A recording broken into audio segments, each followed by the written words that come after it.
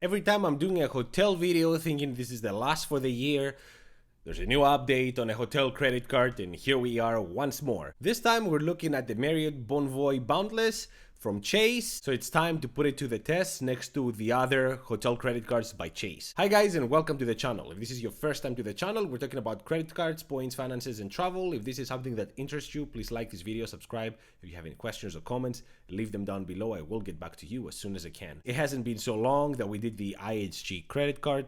It's an incredible credit card. We talked about it, and here we are again with a new Marriott Bonvoy Boundless by Chase, and we're gonna compare it to the World of Hyatt and of course the IHG, because this is all the hotel credit cards that Chase has. Just so you know, before I start this review, I am very biased against Marriott. I have a video from 3-4 months ago where I was looking for a booking in Costa Rica, and I had the computer in front of me, the iPad in front of me, and I was looking the same kind of reservations, and they had two completely different prices based on the device I was looking.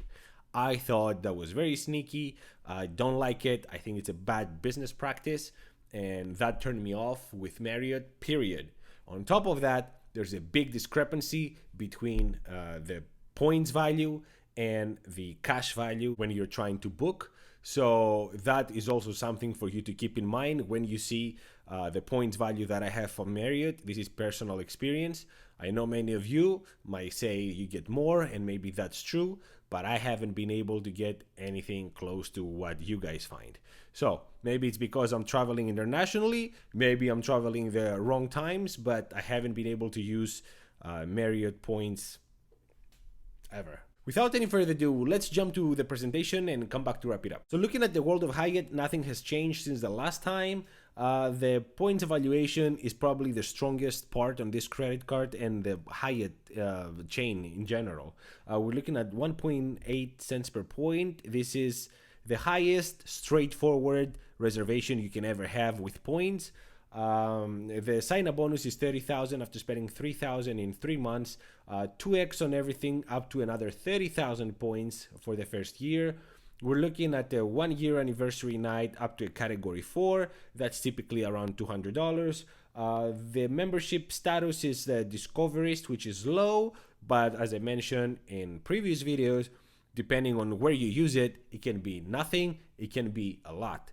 I used this in Costa Rica. I got basically 3x on my reservation because I got upgraded because of this credit card and this status. Multipliers, 9x on Hyatt, 2x on travel, gyms, 1x on everything else. Basically, this is only good to use for Hyatt and nothing else. The return on spend is 21%. The new Marriott Bonvoy Boundless, we're looking at an evaluation of 0.5 cents per point.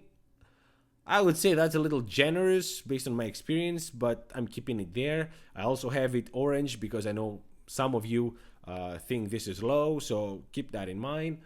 The current sign-up bonus is 5 free nights up to 50,000 each, 50,000 points each after spending 5,000 in 3 months.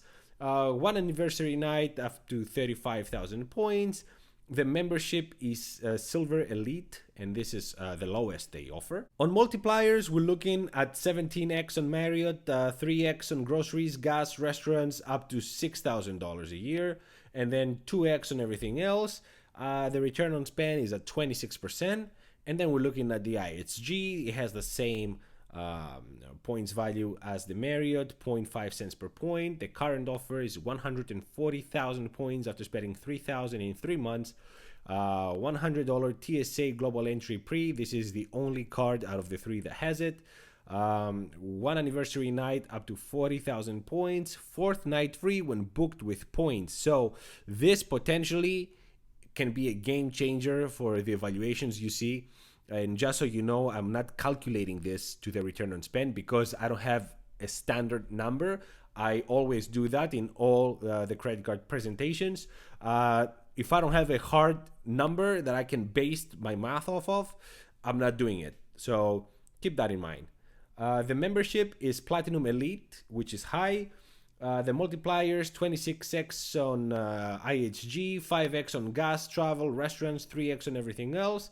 The return on spend is 28% minimum. As we know though, what happens in the first year is one thing, and what happens in the second and every year after is another. So let's see what happens in the second year. And on the second year, without the sign-up bonuses, we have basically all the multipliers working for us, plus the points value valuation, and then we have the free night that kicks in. So the return on spend, the maximum return on spend we can expect on the World of Hyatt is 5%, on the Marriott is 3%, and then on the IHG is 4% minimum. And I'm saying this because, again, I'm not counting the case where you might book something 3 nights and then you're gonna get the 4th for free. So keep that in mind. This is for minimum. It could easily be 5, 6, 7, 8, depending on how expensive that reservation might be. So you can get a whole lot more value than the 4%. I'm just taking the worst case scenario here. Looking them next to each other, we see that for the first year, based on return on spend, the first is the IHG, the second is the Marriott Bonvoy, and the third is the World of Hyatt. And for the second year, the first is the World of Hyatt, second is the IHG, and third is the Marriott. And again, keep that in mind. That's why I have the asterisks. This could easily change between the IHG and the Hyatt. Regardless of what I say here, keep 2 things in mind. First, all of these credit cards are keepers. They all have a night free. So at the very worst case scenario, you're gonna pay $95 or $99 for $175 or $200 stay. So all of them are no-brainers. I personally would get all of them, keep them in my drawer, even if I never use them, or use them only when I visit those hotels. So they all make sense. And then the second point is that regardless of what makes sense based on return on spend might not make sense for you, because depending on where you travel, you might not have a hotel close by. As we see, the World of Hyatt, I love it, but at the same time, it has the smallest footprint, about 1,000 locations, and Marriott has almost 8,000 and almost 6,000 the IHG. So yeah, you need to keep that in mind. Typically, if you travel to big cities, you will always have a Hyatt, but that's not the case for smaller locations or secondary locations, so keep that in mind. That being said, yes, this is a great offer by the Marriott Bonvoy Boundless.